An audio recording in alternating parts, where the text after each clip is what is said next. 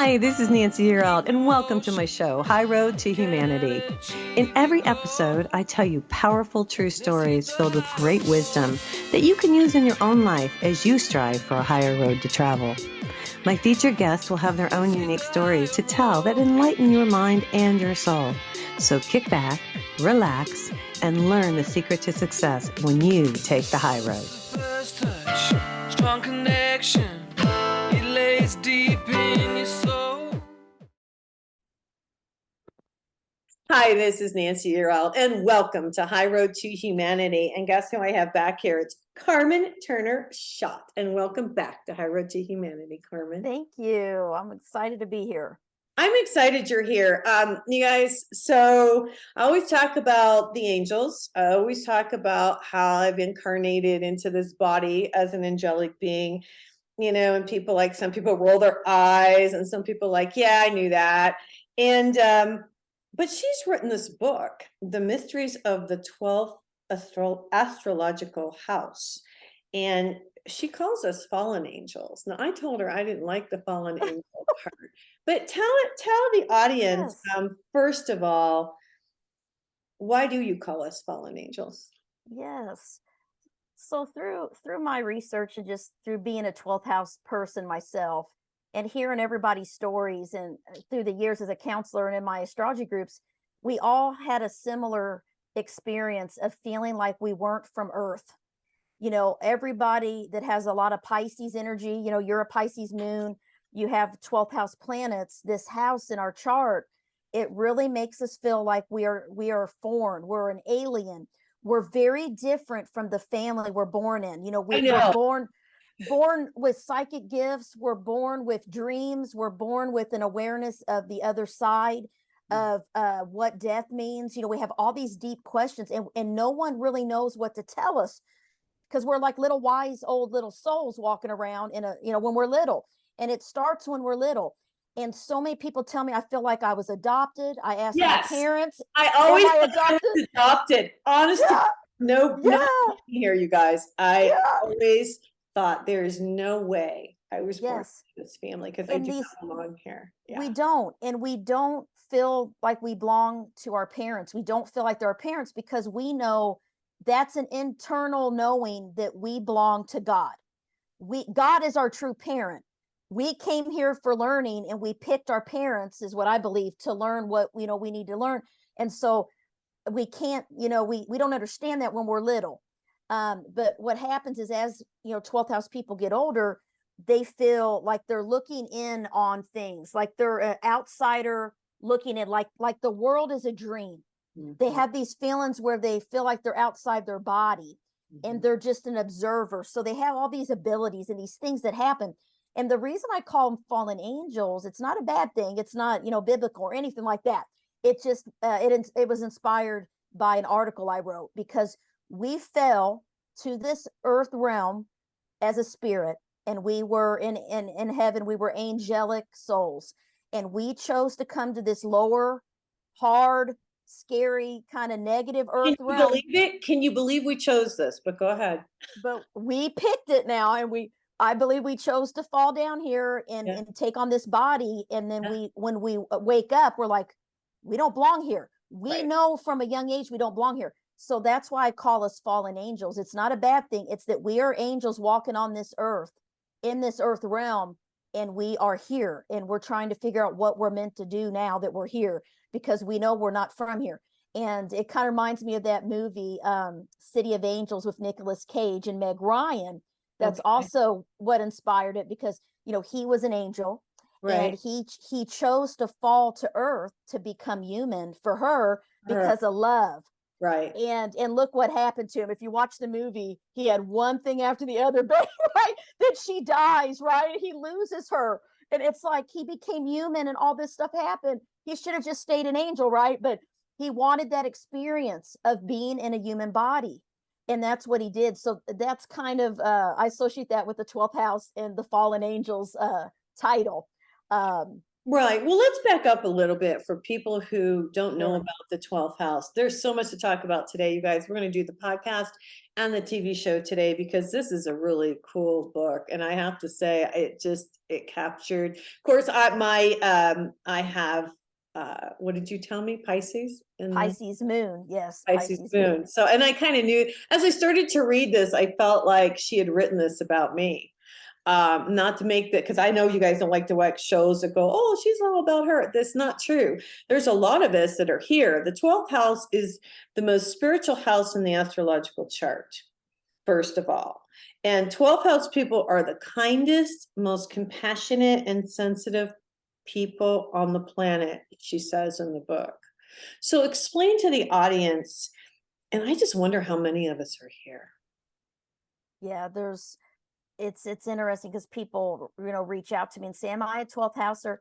In my opinion, what makes someone a 12th house person is if you have, of course, any of your major planets, even your node in that area of life, which is, when you look up at the sky when we're born, from Earth, all the planets are in a certain star constellation, which are the signs, and they're in a certain area of the sky. And that means that the moment, time, place, your birth, you chose to have planets in the 12th house, or you have a lot of Pisces in your chart. Pisces sun, Pisces moon, Pisces rising. I also look at where is Neptune, because some people have a very strong Neptune placement in their chart, and that would make you also Piscean and very much a 12th house person. So you would resonate with everything in this book, and you would feel that it really had to do with your life. And I can always, people can reach out to me and have me look at their chart and let them know if they have, 12th house planets. If you want to learn more, I have a website. How do they do that? How do they do that, Carmen? So I got a new website I just launched. I'm excited. Oh, cool. And it's my name. It's www.carmenturnerschott.com. Okay. And it's schott.com. And I have all my books on there. I have a consultation page. You can contact me through the site, and and it'll come to my Gmail and send me your birth stuff. I can look it up. You can also go to astro.com, which is a free site. And this is what you need if you're a new beginner or you don't know much about astrology. You just need to know your month and date and year of birth. You need to know your exact time of birth, AM or PM. The time is very important because that shows us where everything is in the houses. We can still get a good chart without a time, but it's the time is so important. And then city, state, country, place. And you put all that in, and it'll pull up a wheel. And it's 12 houses. It looks, and there's all these symbols. I know. That's your chart. Yeah. It's cool. I'm sorry. I get so excited. I've been on astro.com for a long time, and I think it's out of Switzerland, isn't it? Yeah, it's out. They call it Astrodensed or something. It's like from cool. Switzerland. I mean, for years, it's cool. You can put your stuff in there. So thanks for sharing that with the audience. You're welcome. Okay, let's back up. So when you were little, and when a lot of 12th house people were little, you did see ghosts, or you had a bubble come in your room. What was your first experience? Because you're a 12th houser. I need to say this. Yes. Carmen is a 12th houser. And let's even rewind further. When you were like 16, I think it was, you started to realize this stuff. Talk about it. Yes. When I was little, I always felt like there were people in my room. Okay. At night, I was afraid of the dark. Me too. So I had to have a nightlight on, and I was very imaginative. That's another thing with 12th house. And no one really taught us that our imagination is really connected to our spiritual gifts.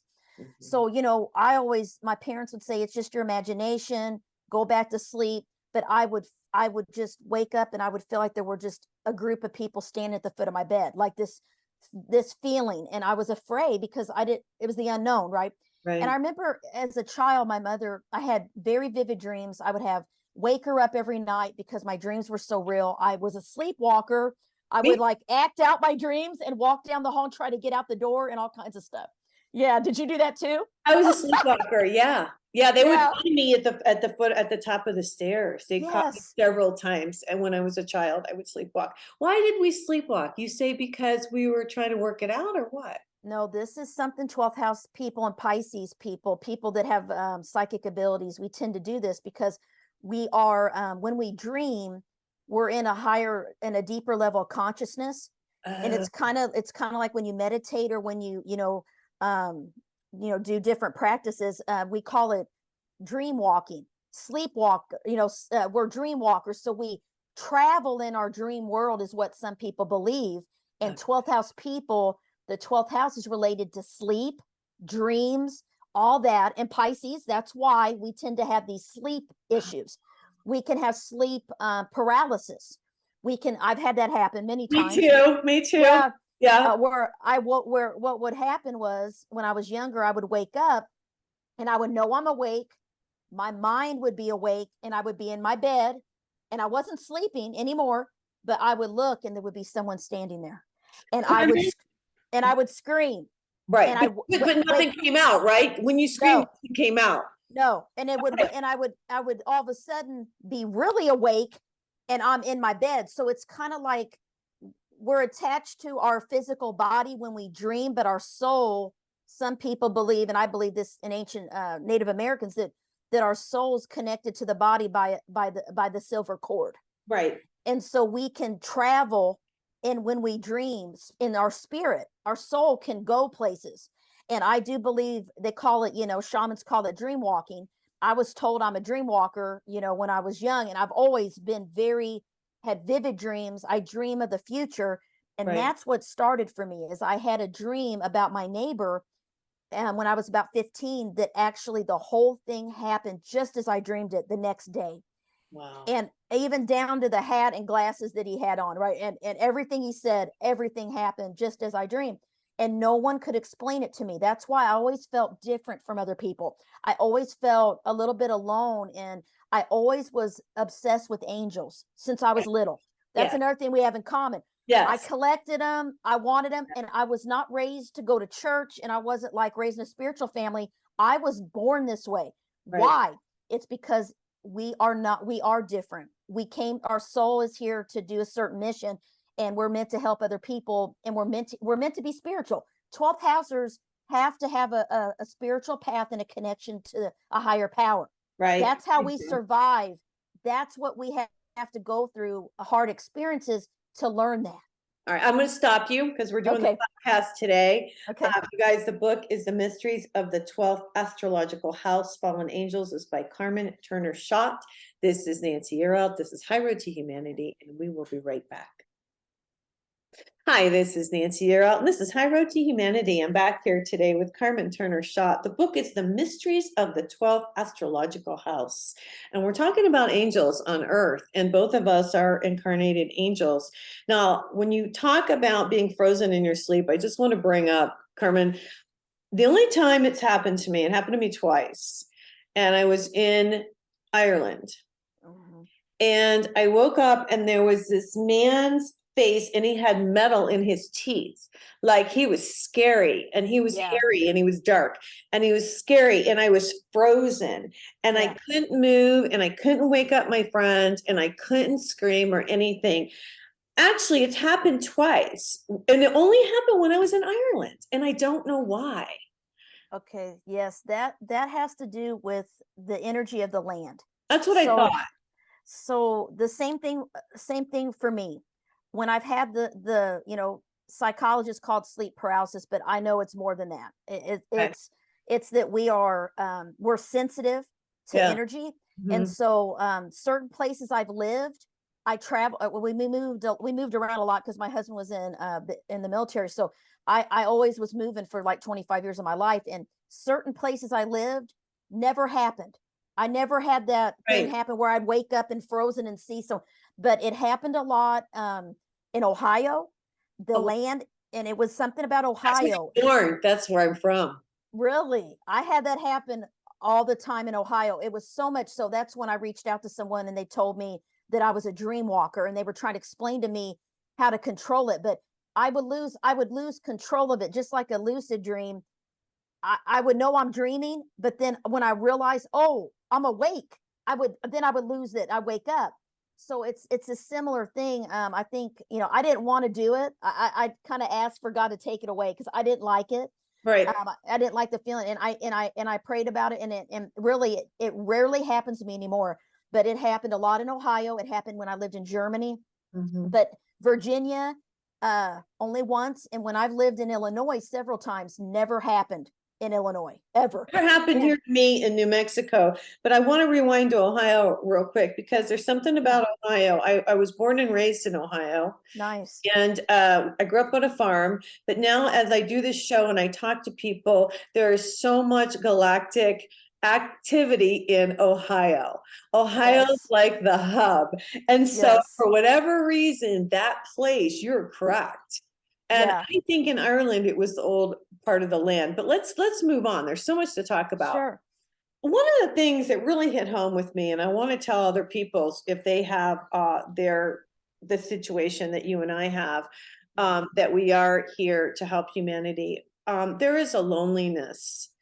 There is a desire to withdraw from the real world. The 12th house, you know, how can I say this?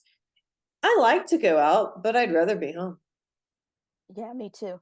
I'd love to be home. We need our solitude. Solitude is so important for Pisces people, 12th house people. We need that time to withdraw and self-care and to really fill our tank up, so to speak, whether it's listening to music, meditation, yoga, reading a book, Right. whatever it is we like to do. But we need a place in our room, like a sanctuary. I have like a spiritual room is what I call it. And everywhere we've lived, I've told my husband, I need a room just for me where I come and do my work. I meditate. I have my, I do my, just my relaxation in here, read and listen to music. And that's where I am now in my little office. And I have to have my own space. And if we don't, we can become burned out and have compassion fatigue, because we are empaths. So we take on everybody else's stuff, and we have to, and sometimes I remember my friends never understood me, because I love my friends, but in college, they would want to go out to bars, go out and party, go to these places with a lot of people. I always would feel so uncomfortable. It would physically hurt me. I'm Right. like, I need to go back. Right. I need to go home. Let me stop you for a second, especially in a bar. And I Yes. know all this stuff when I was younger, but now I realize it's that dark energy in a bar that is why I had so many things happen to me. If I would go to a bar, it was like I wasn't allowed to go to a bar. I've had people fight over me that I didn't even know in a bar. Wow. I can't, because of the energy there. Yes. Isn't that crazy? And that's years ago, you guys. Yeah. Oh But yeah, we the have young days. Yeah. And But I what- wasn't antisocial. I mean, sometimes 12th house people can be seen as private. We're private, we're secluded. We like to be secluded away from, a lot of us become nuns, priests, monks, rabbis, because we love, and I love that. I almost became a nun. That's another story. Yeah, I saw that in the book. You almost became a nun. And you say because it's escaping from the world is a way to find peace for us. Yes, we have to have peace and harmony. I work best if I'm able to work from home, like remote work, telework, Right. where I don't have a lot of noise, a lot of people interrupting or wanting to talk to me, because I focus better when I'm in peaceful, quiet surroundings. Okay. And But I'm going to stop you there because we really have an hour show. I know. And here's the thing. All right. I want to get into the part where we are here seeking a soulmate connection. There's a reason I'm getting into this, because this is really what hit home with me so much. We're here to seek a soulmate connection. And then, because we're so from the heart. And then in every one of our charts, and I want to know if this is true, I'm going to make this statement and you tell me if I'm right. Yeah. We are betrayed by the people we trust the most. Yes. This is one of the hardest lessons that Pisces people and 12th house people have to learn, is what is true love. Because, and I was this way ever since I was young. I believed in a soulmate. I had this mystical, I was just born with this belief that there was some special person out there that God was sending to me, right? And 12th house people, they tend to idealize people. And they see only the good in people, because they're fallen angels. They fell here, and they think everyone's like them. I They know. think everyone loves like them. Everyone is kind like them, and they sacrifice like them, right? Because 12th house people are selfless. Right. They're not selfish. So they attract selfish people a lot of times. And Narcissist. yes. And let me just say a couple things here. I'm going to stop you. Yes. So first of all, I want to say, and I was going to say this earlier, that when we are born, my mother was a narcissist. I was born into a family, and I believe that was on purpose because she was a narcissist and she taught me how not to be. That's very But common. Yes. then I married a narcissist Yes. because it's almost like you're trying to work things out. But Yes. what we have to realize, and I want to get to the nitty gritty here, is what we have to realize is the reason we're here is to learn to love ourselves. Yes. Yes. The more that's the goal of the 12th house person and Pisces, especially too, is that we have to learn to have boundaries, but we have to learn that kind of love, that angelic, godly kind of love that we give to people that, let's be honest, they don't always deserve it. Or appreciate it, by the way. No, they don't appreciate it. And we often feel that we're not valued or appreciated. And we give, but we often just have people take. And that's a lesson we have to learn, is that we need to love ourselves with that same passion and give that to ourselves and to a higher power. No person, no human being is ever going to be able to love like a 12th houser, because they love like an angel would, right? So that's where we get disappointed from reality and from the real world and from practical. That's true. Well, and people betray us because here's the other thing. Angels are honest. We don't lie. Yeah. Well, we could fib every once in a while, but not like most people. And if somebody's lying to us, we know it, and we actually let it go. Yeah, we ignore the red flags. We ignore all the red flags. And then it's like, as we get older and as we get messed over so many times, it feels like, Carmen, then we start to, I believe, this is what I think. I'll just tell you what I think, and I want to know your feelings. So we got about 3 minutes. So I think that, okay, so we get betrayed, and then we're like, oh my God, and we're devastated. And then, like, for me personally, and you write about this in the book, which hit home, I've like just been by myself for a couple years. Yeah. But then we have to be careful we don't get stuck and not go out into the world, which I do go out into the world, but not that much.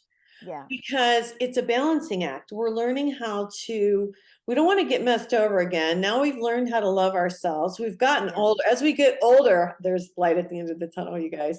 You start to get wiser and you start to realize these things. You start to set the boundaries for people. But being betrayed is such a big thing that it takes us like a couple years. And you said it took you like 3 years, a couple years to just, recuperate. Yes. To really learn from what I went through. And I did a lot of videos on YouTube about the 12th house and love and soulmate stuff. And even in the book, I've had so many people like us, these 12th housers, these Pisces folks, write me and say, thank you for this book, because this is me. This is what I've been doing. And it's causing me all this pain, because this is what I realized. There is not just one soulmate out there for us. And unfortunately, people, this idealistic thing about love is what gets us hurt the most. And it's because we're seeking that kind of love from a higher power. We need that connection from a higher power, because no one can fulfill us like that can. And so we look for it in people, because we want to feel connected and we want to feel a bond and we want to feel less lonely. Right. So one thing I realize that 12th house people do, and Pisces people, is that we get confused with what we think we love someone, but what it really is, this is what it was for me and a lot of people that I met. They felt people's pain. They confused feeling people's pain with love. So the more someone needed them and the more wounded someone was and the more they felt needed, the more they felt that they loved that person. That person is everything to them and they made them everything. But what it is they were feeling their pain.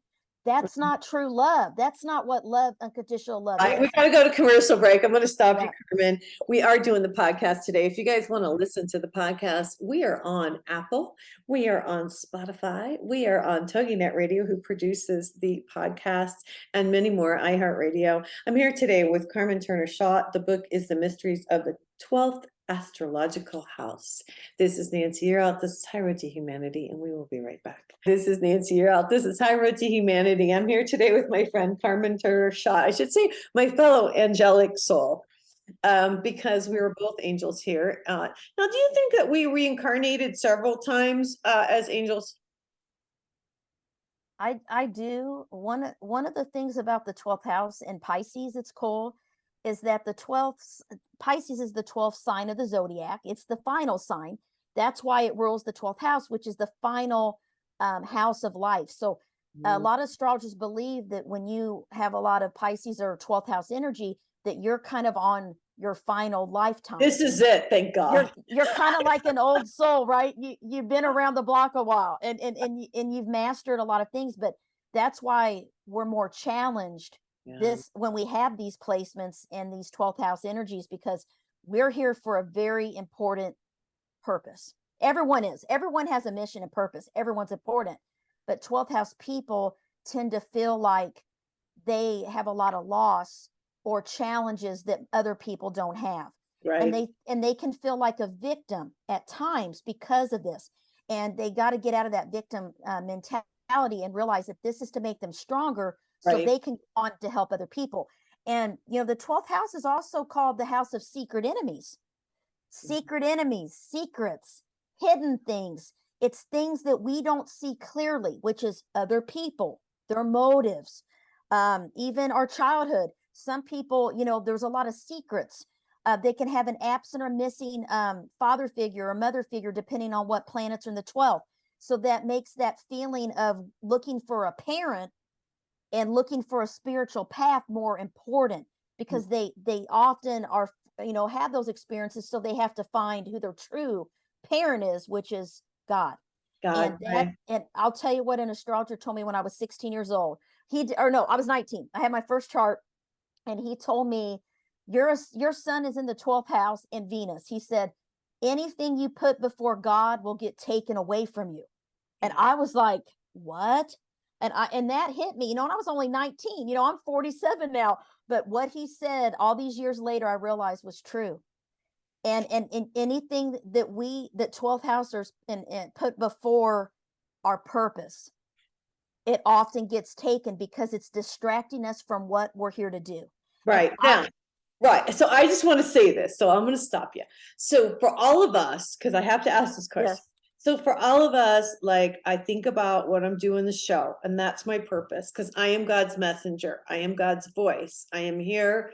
That's why there was this yearning when I wrote my book that I didn't get out there. And then I did the podcast, and people weren't hearing me. And then I got on the TV and the YouTube, because we have this yearning in our gut. We know why we're here. We're the voice of God. We're the shining light. And when we connect to God and we're on our mission, okay, I'm just going to say this, then I feel like we're prosperous, but we can also get stuck in our house, like I was talking about before. And I feel like, and I want to throw this out there, I have so much to say, you guys, but when you get stuck in your house, then God pushes you out. Yes, because we can't escape from the world forever, because we're meant to serve.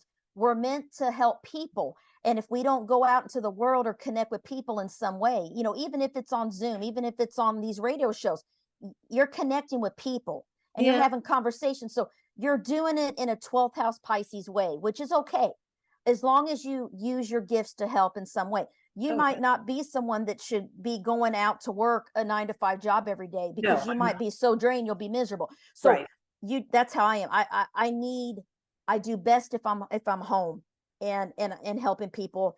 And also I do have to force myself out to see my family, or go see my nephew or niece's ball game. Right. I go and then I just can't wait to get back home. Right. Because that's where I feel comfortable. And that's what a lot of 12th housers feel like is there's a difference between escapism and truly just being content being by yourself at home. sometimes if life gets tough, we escape from our problems. And that's why the 12th house is also associated with addiction. Right. Addiction, alcoholism, food, work, it could be anything that becomes addictive. And why do people get addicted to things? To numb their emotions, because 12th housers are so sensitive, and Pisces people are very sensitive. They feel everything. They don't have those boundaries to protect themselves from other people's energy or their karma. Right. Yeah. Right. It takes time. And I want to say this to people. It's taken me, and I want to ask you too, years Yes. to figure out how to protect myself from other people and other energies. Even doing this show, the energy comes through Zoom. I am on a constant, and I will say this, and not to be weird or anything, I want to throw this out there. I have entities that try to get at me. That's part of my chart. And so I really have to watch, because there are demonic, forces out there, and we are angels, we are angelic, and they see our light. And in a lot of ways, I want to say that I've been protected, and I want to know how you feel. Like, people don't really know who I am at certain points in my life, and maybe even not yet, because they're not supposed to. See, this is what's really cool about 12th housers too, and Pisces, is that we're known to be invisible. Okay, that's one of our gifts, is invisibility. People will walk by. I've had this happen. I'll be on a live call, and they'll have everyone introduce themselves, and they always forget me. It's like I'm not there, or I'm in my desk and people walk by. Oh, I didn't know you were in there. It's like they don't see us, because our energy is not from Earth. It's like a little bit different. Our energy, people will always say, oh, I didn't even see you were here. Yeah, I'm here. And I started feeling invisible, and people tell me the same thing. So I wrote an article about it, how they don't always see us, because it's really to protect us. That's what I thought. Okay. Because I went to this event. I'll tell really quick. I went to this event, and this lady invited me, and they really wanted me to come. And then nobody even talked to me or noticed I was there. And then somebody I was with said, well, you're cloaked. And I said, well, I didn't cloak myself. No. It's not that you're cloaked. It's that your energy is alien. It's foreign. So a lot of 12th house people, this is what's really cool.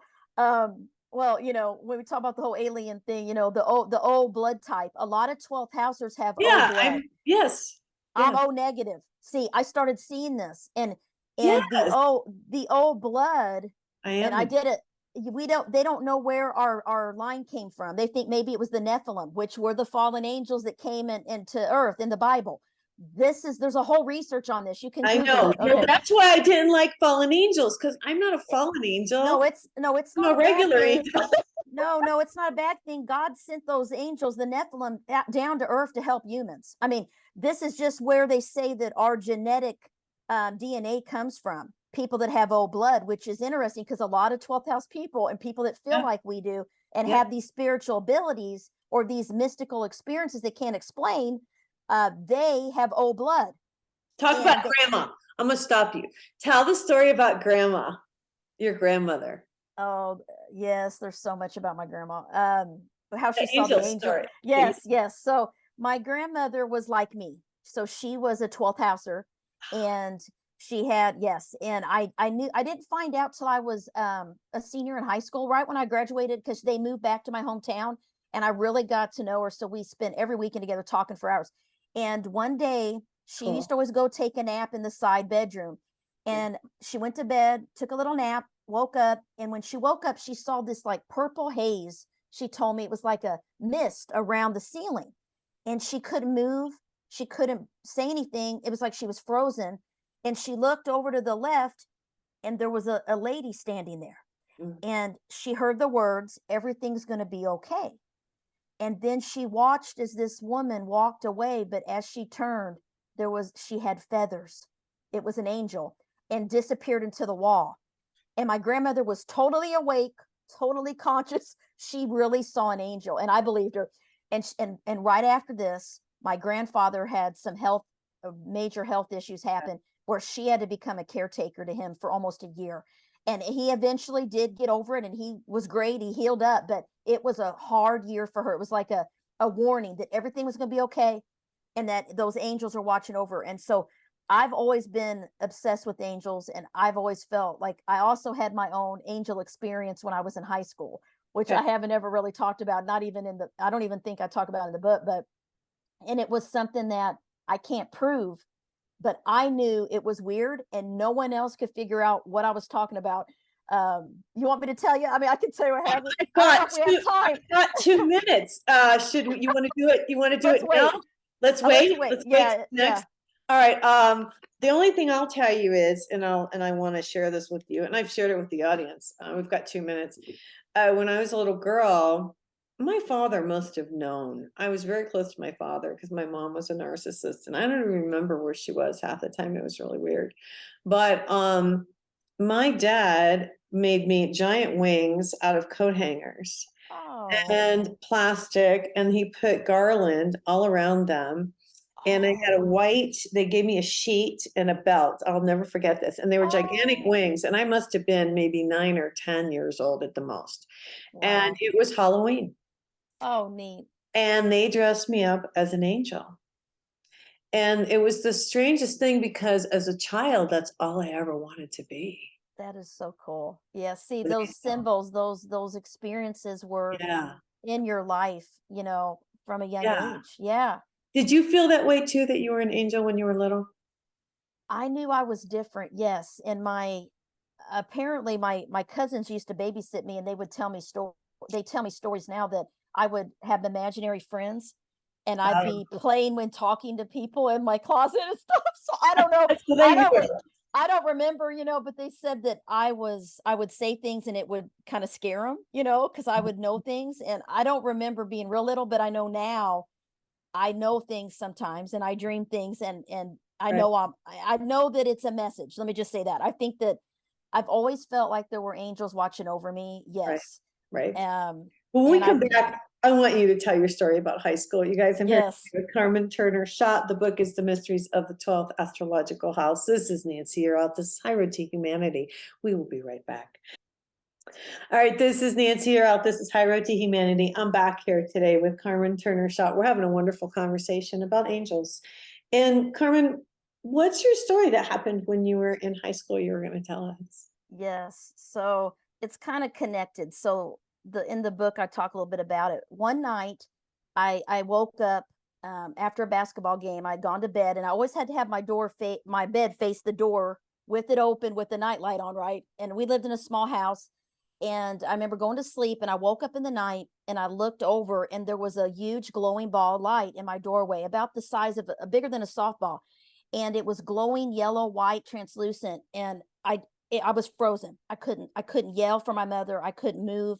I'd laid there for hours watching it. And eventually it released me. I was able to yell for my mother, and she saw it too. I finally had a witness, right? You know, I wasn't, you know, just my imagination wasn't just my imagination.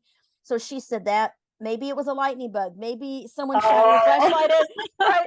She was like trying to get me to go back to sleep. And I'm like, it's not, it's huge. And then it took down the hall, and it came back. And the only thing I had control of was my mind. And I kept praying, please don't have it come in my room, because I was afraid of the unknown. But now, after that happened, I knew it was an angel. I knew that it was something looking out for me. I kind of hit myself now that I was afraid, because it was like the unknown. I mean, to see something like that, right? And I didn't understand.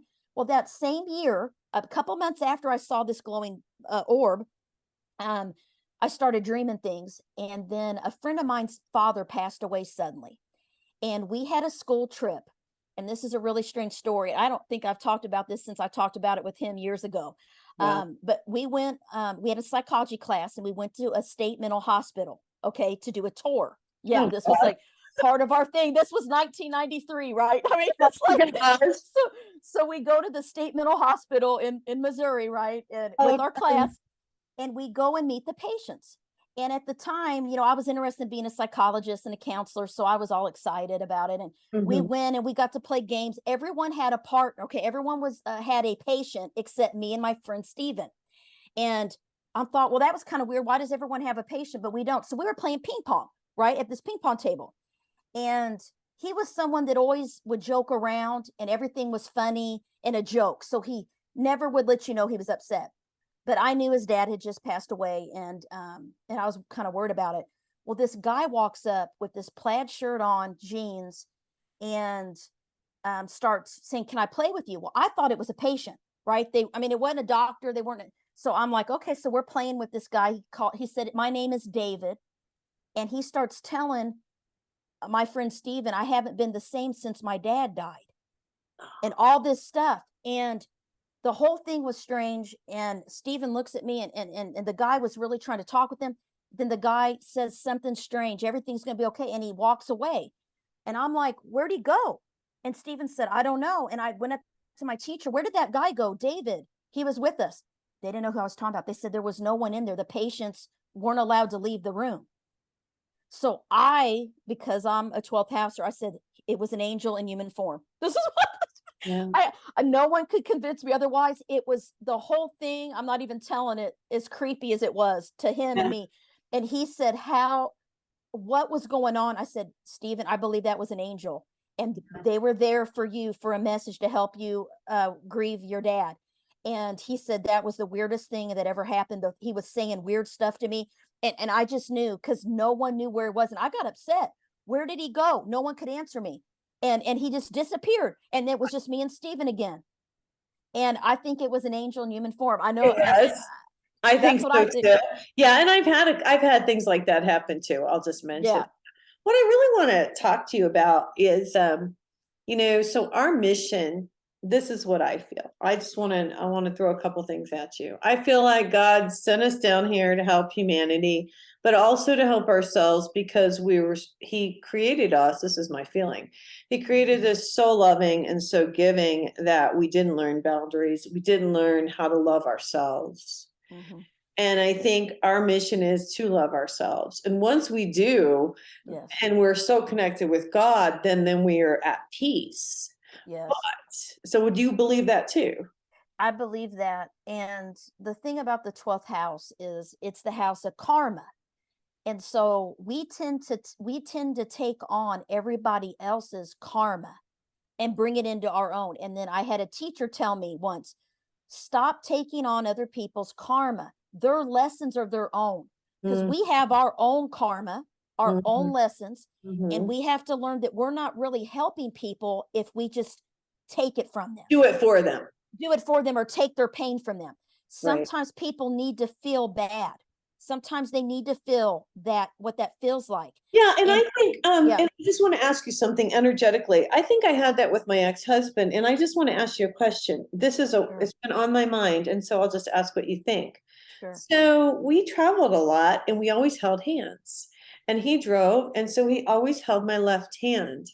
And I feel like, I just want to know what you think about this. Yeah. He was going through a lot, and with his, kids and stuff. And I just feel like he constantly drained my energy. Yeah. And that's why he held my hand all the time. I used to think he held my hand because he loved me. But then now I look back and I realized he was taking my energy. Yeah. Yeah. That's common, isn't it? Yes. People with pain, people with problems, people that are narcissistic, as you said, or that are very self-focused. They like to take from 12th house people's energy, because they're drawn to our light. They're drawn to our kindness. And because they lack their own, they're depleted. Yeah. And they want to, they unconsciously, it may not all be deliberate and, right, like mischievous, but they don't know what it is, but they like to touch us. They like to be around us. I tell you, everywhere, when I go places, people always want to hug me. I know. and I love to hug people, but then I feel drained sometimes, because they don't even know why they want to hug me, and they don't even know why they're coming to hug me. Right. And I'm a hugger anyway, but I've learned to be a little more cautious about, protecting my energy field. I can still hug people, but I'm more conscious of it, where the old me was wide open. Right. And I had no protection of being depleted. Well, it takes a while before, I just want to say this. It takes a while before you realize, because you guys realize, I had no idea, as sharp as I am, I had no idea that that's what was going on. And I Yeah. had written a book on energy. I had no idea. And I think a lot of us don't realize we're angels until we're older. Like Yeah. we Yeah. think we're angels, but we don't really get that confirmation until we're older. Yeah. And then Yeah. it's like, oh God, this makes so much sense. Now I know my Yeah. connection to God. I know Yeah. why God's the most important thing in my life, more than anything, you Yes. know? Yes. Now, you're gonna love this question. So I think I'm gonna meet a guy angel. I do too, because you will. The thing that happens is we a lot of times we're meant to go through these difficult relationships and lose, have divorce, lose a loved one through early death. I mean, all kinds of things. So we get to be strong standing on our own Right. and in our own connection with our higher power, and when we're on our path. Then when we're here doing what we're meant to do and we learn what we're meant to learn, then that's when the universe blesses us with healthy relationships or a healthy other angel for you, right? I Someone know. that can give to you as you have given to others. And it's a equal exchange of friendship and love and companionship and communication and all of those things. I agree. And did that happen for you too? Yes. I mean, I have this now. My husband is not spiritual like we are. Okay. He's opposite of me, but I finally realized after I've been married 23 years, Oh, but it has not always been easy. And it has been because of my chart and my learning was that I have this fantasy of what love should be. right. And what I realize is love is about being able to rely on someone and have a friendship and know that they're there no matter what. And that's and my husband is the actually perfect partner that God gave me. And it's kind of funny, the story of why I married him so quickly. When I met him, we only knew each other 3 months and we were engaged. Wow. And I had a spiritual teacher at the time, and I went and got I got a past life reading, right, a consultation Yeah. about me and him. And he said that my relationship with my husband, with Rick, would help me find my oneness with God, quote. And I thought, wow, okay, I'm meant to marry this guy, right? But Right. but it had challenges, let me say, because, he had his own life and his own emotional things from his childhood. And Right. we went through a lot of things, but now it's so good now.